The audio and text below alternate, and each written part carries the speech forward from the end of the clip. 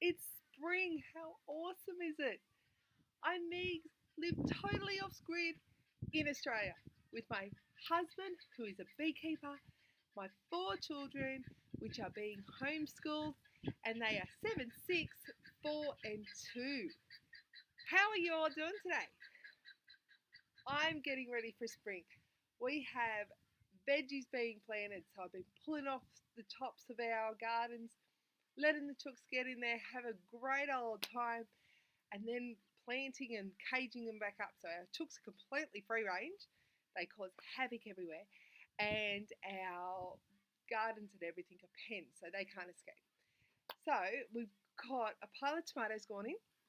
I've also got celery, rocket, eggplants, peas, beans, lots of beetroot, lots and lots of beetroot because we love beetroot. We love salads here. And the calendula flowers, everything, bringing in bees, so all the strawberries are cranking. It's just epic at the moment. And who doesn't love spring? Yes, it can cause you to sneeze, but it's so colourful, so bright. The temperature is not too hot, it's not too cold. You're out here enjoying the sunshine. It's amazing. What are you doing? Are you getting ready for spring? I'd love to hear what you plant and how you grow stuff. I try to grow as much organic as possible. So at the moment, Stu's getting some honey off the bees, which is amazing because we've got some organic macadamia honey. 5,000 trees of macadamias that are completely certified organic, so no chemicals, anything. We were so stoked to get that property to be able to put our bees on. Okay, so I have been asked to do a homeschooling catch up to see how my kids are going. So the first part was kind of my little excitement over spring. Now, to get down to the questions asked about homeschooling and the progression of homeschooling, which I'm writing an article for the Nurture magazine right now, um, the progression has been phenomenal. I'm not kidding you. It has been phenomenal. Our kids weren't pulled out of school because of bullying or anything like that. Our little girl, Naya, who is now 7, was pulled out of school because we had to travel a fair distance. The school is 30 k's away and the bus stop was 15 of that. And as a kindy kid, they get really tired, like really, really tired. As any parent knows, their kindy kid comes home and flakes. Add to that a 30k round trip, morning and night. We cut her back to a couple of days a week.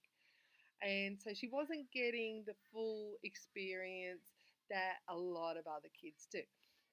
So anyway, we pulled her out and then gave her 6 months of homeschooling, and she had to have her confidence built back up again. She had to have her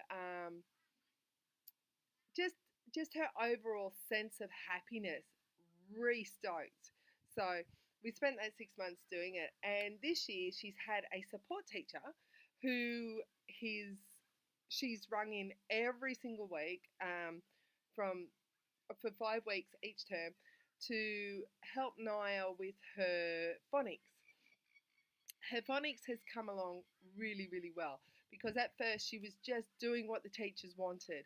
She was just trying to memorize everything so the teachers would tell her she was doing a really, really good job, which is really not what you want your child to do. You really want them to learn, not memorize so they get a well done at the end of the day.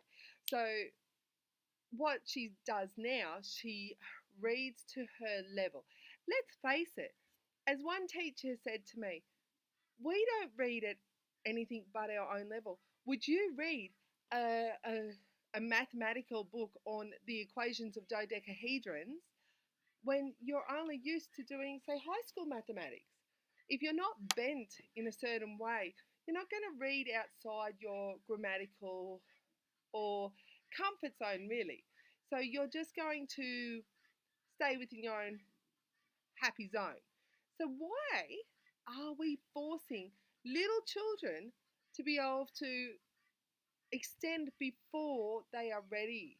Why are we making them read before they are ready to fully comprehend and enjoy what they are reading? Wouldn't it be better, in my opinion, this is just my opinion, that we encourage them to work at a nice, easy pace that they are comfortable with? If they are real bookworms and they want to read, hey, let them go for it.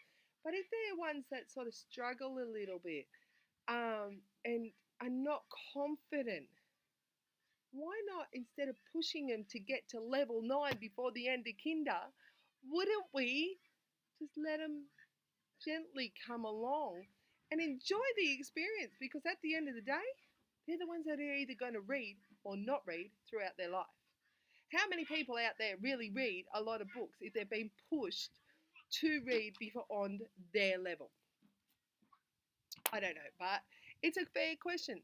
So, as for the progression of our children, um, Roger's doing fantastic for a kinder kid. He's not reading yet, but he is, but he isn't.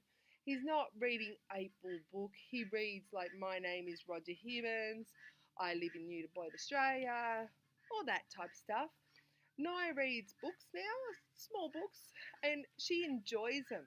So progressively, you can see them every day. You can see that little bit of more experience.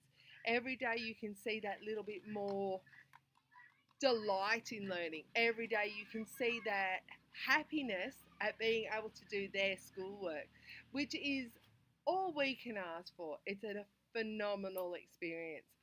So progressively, our children are getting now more than what they would at school.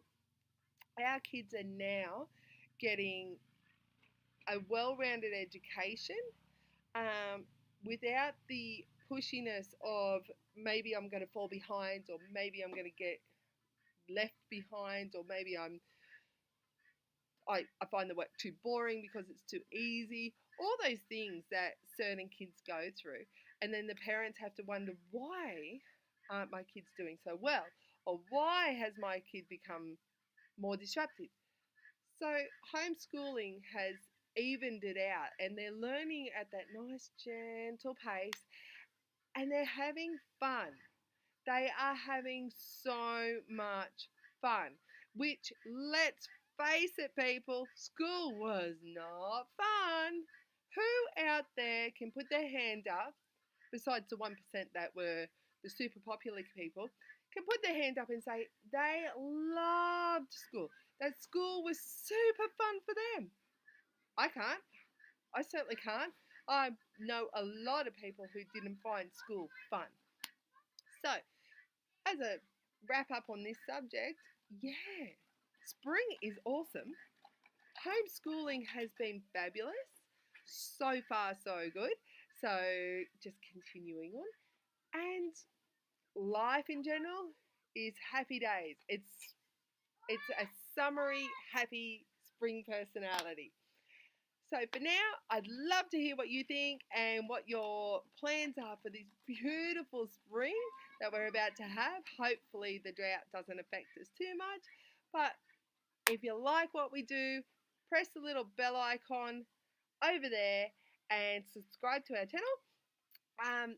And please share our videos around to people who love homeschooling, off-grid living, organic living, activism, traveling,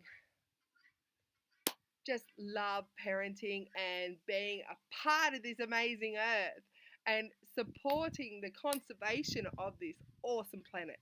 All right, for now, stay cool, and I will talk to you again next Tuesday. Bye.